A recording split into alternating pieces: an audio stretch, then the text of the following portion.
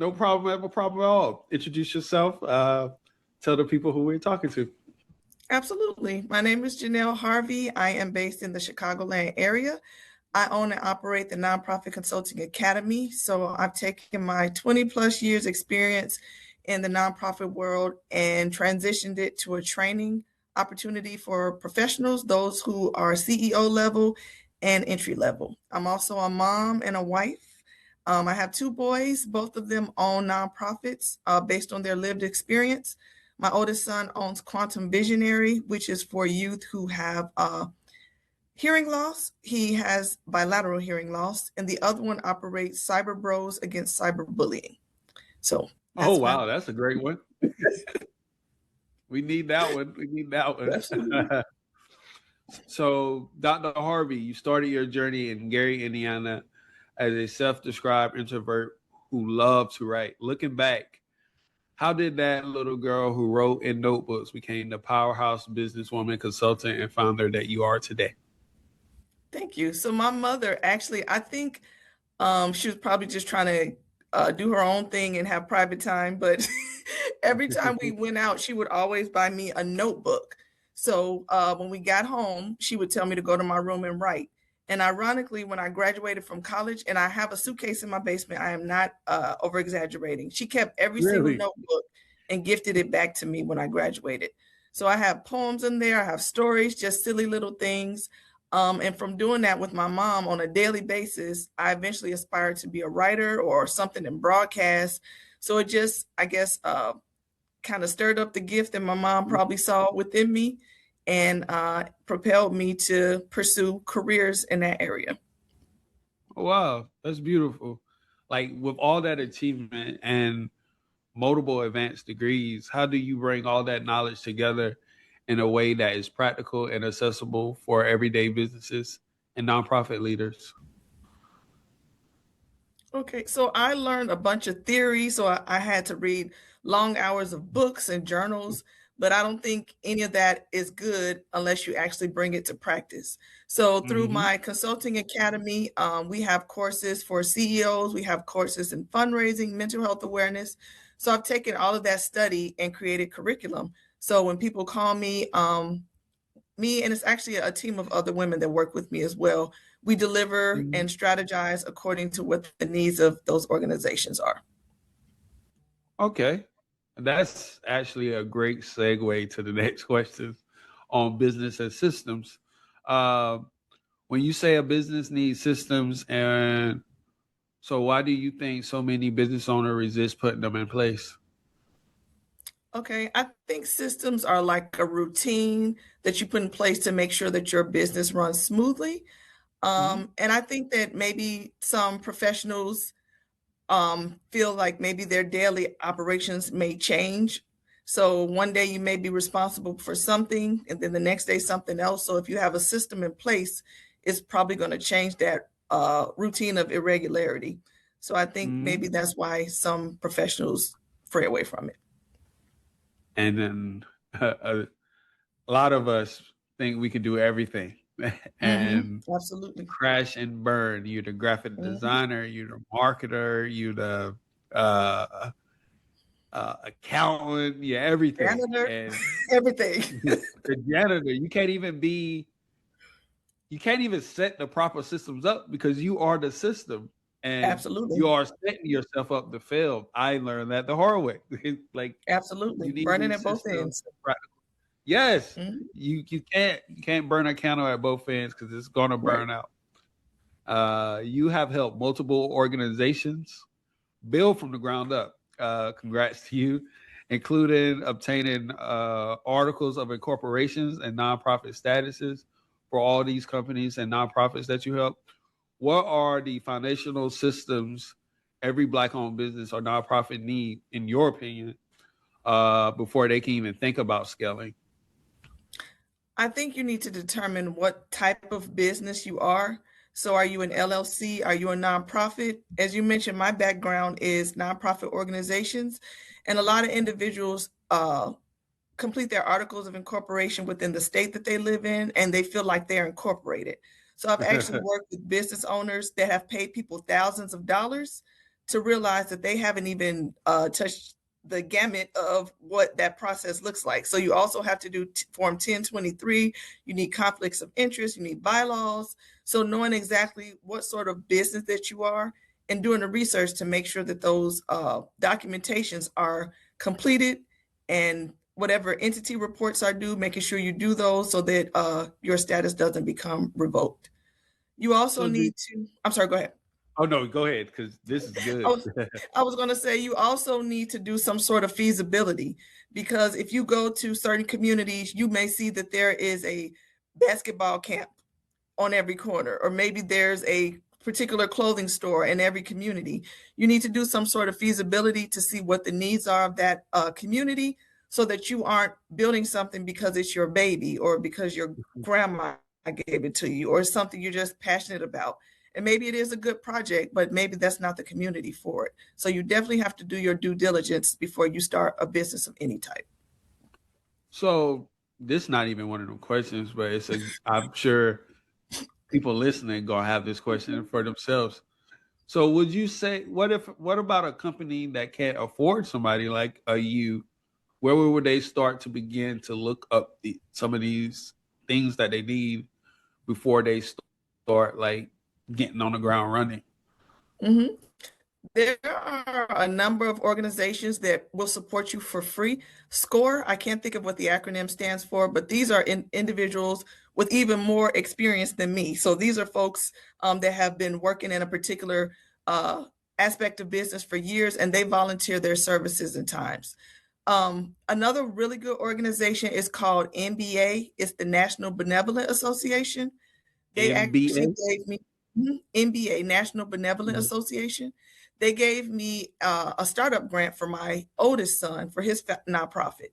So if you are successful with their application, you're placed within a cohort and you meet individuals from all across the country.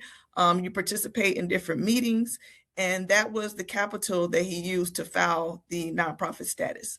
So if you do your research, I'm about to say business. If you do your research, you'll find there are all sorts of like pitch opportunities, and even organizations that will support you, even if you're just starting off. See, this is why we built this, because this is tangible information versus just sitting on a panel. Because I didn't learn several things just in the short time that you have been speaking. Um, Awesome. what do you think is the biggest operational mistake you see business owners that you have helped make that keeps them stuck working in their business instead of on it? I think what you said, trying to be everything, you Mhm. need to I always tell individuals, whether you're nonprofit or for profit, you need a board of advisors or a board of directors. So Mhm. this is kind of going off topic, but when I graduated college, I was like 23 years old and I was hired as an executive director. I kid you not. So of course I didn't have the 23 as an experience. executive director? Executive director. Yeah, I can show you proof. It was called Communities and Schools.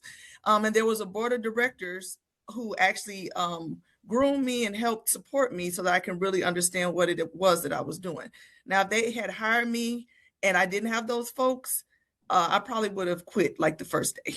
But I said all that to say that it's necessary for you to have a group of individuals who are good in law, good in marketing, good in whatever it is that you plan to go into, because that's the knowledge you need to keep your business afloat. As you mentioned, you can read a book, but you can't do everything. And you need that sort of support to help you. Yes, you can't. Right. Uh, you're just throwing darts at the board at that point to see if you stick. That's why so many black businesses fail. Like you become a statistic versus a successful story. So that's Absolutely. man, that's a bar there. So using data would be our next segment. Data can feel intimidating for a lot of small business owners. Yeah. How do you simplify the concept of data driven decision making for someone who has never tracked not 1 ounce of business metrics or invoices or things like that? I think that if you have any sort of business where you collect currency, That is data. So if you, even with the nonprofit organization, you may have membership, maybe you sell food after school at a after school program. That's numerical. That's collecting data. So you know exactly how many people came in, what they spent, how much it costs to run that organization. So data is just information that you need to help you understand your day-to-day operations and keep you afloat. So if you have that sort of information, you are definitely collecting data.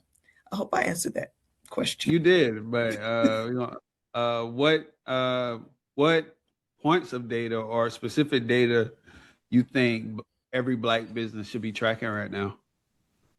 I think you need to collect information related to finance that is necessary. You need to collect how many people are involved in your program, whether there are customers, whether they're volunteers, because once you see what those gaps are, then you can go in and make whatever necessary changes are. So, for example, let's say I'm going to go back to nonprofits since that's my background. Let's say that you received $1 million grant and you said that you were going to service 100 kids every quarter, and you see that you're falling short by like 25 kids. So you need to track those kids when they come in, whether they sign in on a booklet, whether they type their names in, if they use a QR code, making sure that you maintain that numerical information, because whoever is funding you, they may call you out of the blue and ask for your records. So you want to make sure you have records. So when it comes to that, how has data shaped the way you help organizations secure grant funding and grow their impact? How important is the data part when it comes to like the cohort application and things that you have suggested earlier on? Mm-hmm. So most nonprofit organizations have what's called an annual report. So at the end of every year, it helps them to analyze how effective their programming was. So it may say how many volunteers came in, how many kids passed the standardized tests, how many kids did XYZ. So maintaining that information is very crucial, because when you write your grant, unless it's something for like an incubator or something that's starting up, they want to see your past success. So you always have to make sure that you are doing some sort of record keeping. Even if you just have a parent meeting and people come in, have them sign off, take pictures, have documentation of what actually occurred so that you can prove it in your proposal. And this is not even a question, but I'm sure people listening are going to want to ask that too. So let's say somebody listening had their, let's just speak on nonprofits. So let's say somebody had a nonprofit for the past 5 years, never got a grant, wasn't really keeping track of their records, but they hearing what you're saying, and it's like, oh yeah, I got to go back and do that. What would you suggest should be their steps on getting their ship afloat, making sure they start doing business and not business? Okay. I would talk to their accountant. They need to have a CPA. I always work with CPAs, but an accountant or somebody who's good in finance, to make sure that their 990 is complete. So, nonprofit organizations don't file a tax return, but there's what's called an informational tax return. And if you don't do that for so many years, then their status is going to be revoked. You can also go to the IRS website. I can't think of the website offhand, but there's a website where you could go and type your organization's name, and it's going to let you know if your status has been revoked. So if you can't recall the last time you completed Form 990, if you go on that website, it's going to let you know. If your status has been revoked, you need to reach out to the IRS as soon as possible to see what you could possibly send them to reinstate yourself.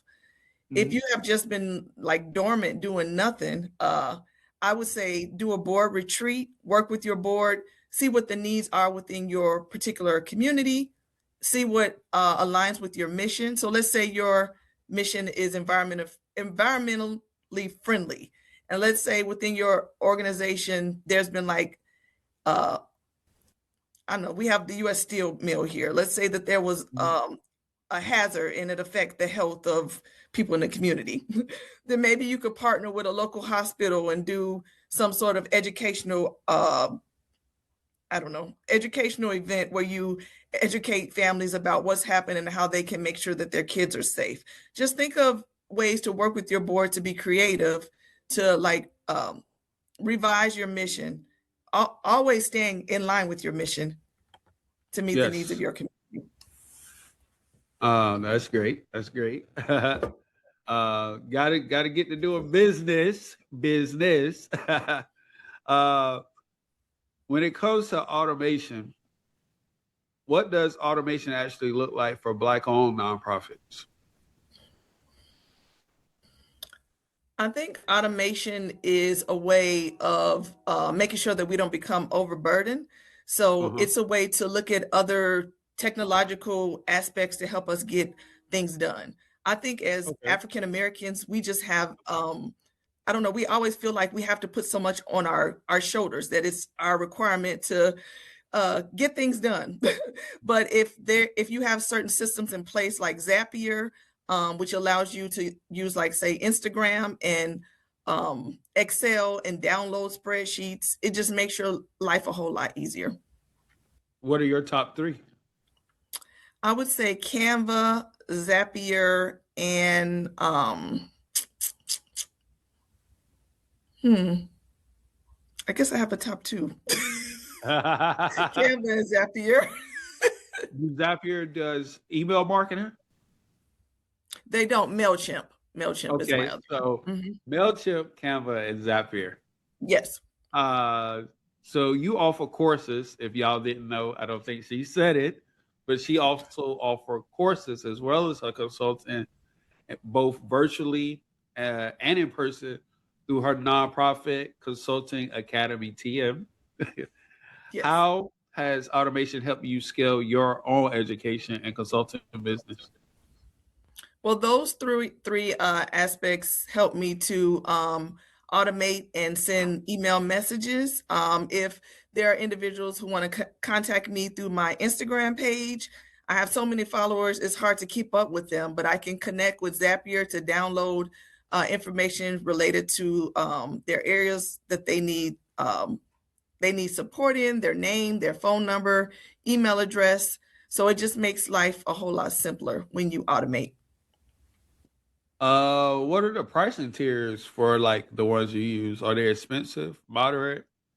They are they're they're tiered. Some of them have like freemium, so that Mhm. just means that you can use it for so long and then eventually you have to pay. But they're not ridiculously cost. I think they're Okay. affordable. Mhm. Uh, I think I got to find. I just recently found a website that I think is Good Stack. It has all the systems in one area, and you get different nonprofit discounts if you're a 501c3. So you get Okay. certain. So I actually super plug. I got Canva free for life because I'm a nonprofit. So Okay. uh, Awesome. and that's Canva business free for life. So Mhm. you never know. They always add into it. You can always go on it and find it. Kulu tool that I use. Okay. Uh, and what's your biggest mistake you see when business owners try to scale too fast? That they end up not being in business very long. Any process, any process, as you know, is going to take time to I guess bake. I'm thinking of my aunt who is no longer here, but she loved to bake. And things that taste really good, they have to like cook for a long time. How kids Uh-huh. say, let them cook.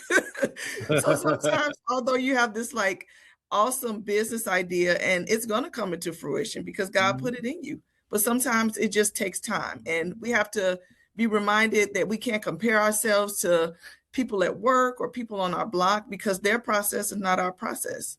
So we just have to Exactly. remember that, right? That it may take me a year to become a millionaire. It may take me till tomorrow, but I'm not going to quit. So, what does intentional scaling look like for a Black-owned nonprofit? I'm switching everything to just nonprofit because Okay. That's That's okay. your area of expertise. Mhm. All right. So intentional. I think intentional means that you get up every day thinking about what it is that you want to do, that you take time out, that you read, that you connect. My dad passed away like 4 years ago, but you can go Sorry to hear anywhere in that. our community and everybody knows him because he always would tell me, you don't leave anywhere without making a friend. Well, we know they aren't going to actually be our friends, they'll be our associates, but you always want to make some sort of connection. And I have individuals in my life that I've known for 20 plus years. And I've always just been able to make a connection. And it's always not just that I request something from them, always open up my heart as well. However, I can help them address certain needs, I do the same. Amazing. Now let's get to the nitty gritty, like the things that you have going on. Your course, The Calculated CEO, is designed for new executive directors. What is the number one mindset shift a leader needs to make before their organization can truly scale? The importance of delegation. I think that I know that's like It a always continuous comes theme back to today. trying to wear all these Yes, hats. absolutely.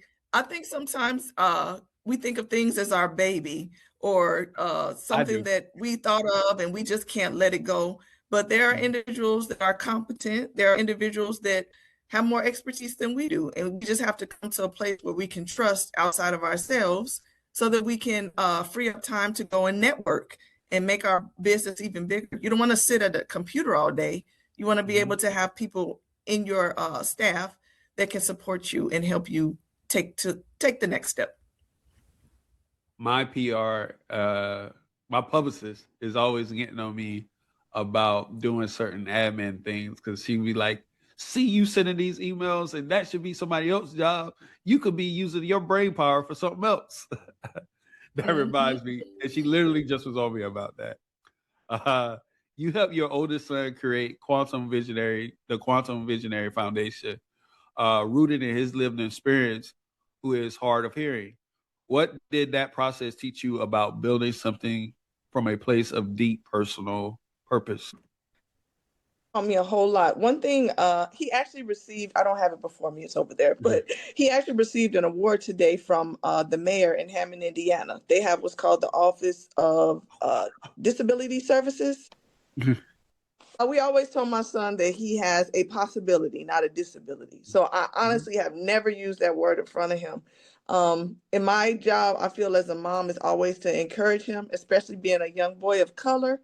I'm always kind of afraid of him being out in the public because of his inability to hear at a distance. And some people take that as him being negative or offensive, when in all honesty, he has a disability. So it's shown Mhm. me that the world is not so kind. However, as his mom is necessary for me to help him prove to the world that he is able to do anything. We're deeply rooted in our faith. So I'm just thankful for every opportunity that he's had. I'm proud. Okay. Yeah. Uh, uh, I am actually disabled. I have a disability myself. Oh, wow. So my mom was similar to you. Okay. Uh, when I was born, the doctor said I would never walk. So I was born club footed. So they had to break my feet and my legs and like rebuild them. When I Wow. was like 4, I learned to walk in cast on both legs. And for a while, I was in the Forrest Gump. I call them the Forrest Gump shoes because the metal plank joints that goes up to your thighs. I had them on both legs. And my mom never called it a disability. I didn't call it a disability until I got older and was explaining it to people. Uh, Hmm. she would never let me feel sorry for myself or feel down for being in pain and stuff like that. So I empathize with your son and Thank how you. he's been raised. Uh, what role does community and collaboration play in scaling a Black-owned nonprofit in today's economy, especially with Trump? Oof. Oof. Oof. So collaboration is necessary for nonprofits, especially when you want to apply for those $1 million grants. Mhm. So all the federal grants are on the website grants.gov. And if you look for any grant of any type, it's going to ask you about community collaborations. And what's the famous African proverb? It takes a village. That's especially true with nonprofit organizations. If you have a after school program, then you need to maybe partner with the local hospital. They can come in and show your kids CPR. You need to partner with universities. They can come and talk to the kids about mentoring, or maybe another program can come and do tutoring. So as a nonprofit, you can't do everything by yourself. Collaboration is necessary. So I'm glad you said all that, because what comes, system first or audience first? What's come first when building a nonprofit community I nonprofit? think audience first, because you have to survey and see what the needs are. So if you have all these systems in a place that don't meet the Yes. needs of whoever, you just bought a bunch of subscriptions and you just could have used that for something else. What's one of the best? What's the best business advice you have received in your lifetime? Um, I can do all things through Christ who strengthens me. My mom reiterated Amen. that into me all the time. Yeah, I people don't believe because I'm so chatty that I was so introverted growing up. But yeah, I was very like reserved and shy, but I grew out of that. But my mom just really instilled in me, if you want to fly a plane, girl, you could fly a plane. So I try to not deter anybody from whatever their goals are. I'm your cheerleader. I want them to know that they can achieve. Do you have any? Do you have a book that you would recommend somebody to read? And when it comes to It's called the E Myth. I think it's the called the E E Myth. Myth, Uh-huh. It's E on Myth. automation. E Myth. Okay, I believe it's called the E okay, Myth. okay. hmm I'm gonna have to cop that myself. Okay. So we in the last portion. I said I wasn't gonna keep you for forever. For someone leaving this session feeling inspired but not sure where to start, what is? I'm sure you already said this. What is the It's okay. very first step you would tell them to take? I would say to work with individuals that are experts in whatever you want to do and get their feedback. Look Mhm. at your community. If you have opportunity to maybe go into a local church or community center, and maybe you can just have like your own little focus group to see what the needs are and go from there within that community. So Melancon is actually a in-person conference that I've had for the past 2 years. But under this current administration and things that I've saw from the Black community complaining about certain conferences and things of that nature, I made the shift this year so people don't pay all this money to still be broke. So I started the Echo series with the Echo Amplified series. That is all these panels that are virtual. It stands for Empowering Communities and Harnessing Opportunities. What does being a part of Melancon mean to you as a woman who has dedicated her career to empowering communities and building organizations from the ground up? I think I'm gonna share my quote that my godmother tells me all the time. We we rise when we raise somebody else up. So yeah, you have all these gifts, and a gift isn't good unless you can give it away. So I think it's a Mm-hmm. great opportunity. I'm just so honored that you responded to my application, and it's just a Oh privilege man, to it be was able to overwhelming. share. I bet you got a bunch, but Yes, over 1,500. oh my gosh. So I'm very honored and blessed. But yeah, anytime that I have the opportunity to share on a platform to help someone, I'm all about it. So where can the Melicon community find you, learn from you, support your sons, and work with you after today? Thank you. We have free master classes online on Saturdays, so those do not cost. You can follow me on Dr. Janell Harvey dash global on Instagram. So DrJanellHarvey dash global. I'm also on LinkedIn, Dr. Janell Harvey. And then my website is nonprofitconsultingacademy.org. My sons, if you follow my Okay. page, I always tag them, but Isaiah is signal underscore safe 2.0. He is also on Instagram, LinkedIn. I'm sorry. Okay. Yep. Perfect. I'm gonna make sure y'all y'all, because I know as a person with a nonprofit and an LLC, I just learned a lot of valuable information myself that I can't wait to start applying. Thank you for joining us today. The Melanincon community appreciate you. We definitely gonna have you back on before the year is out. And thank y'all for joining in.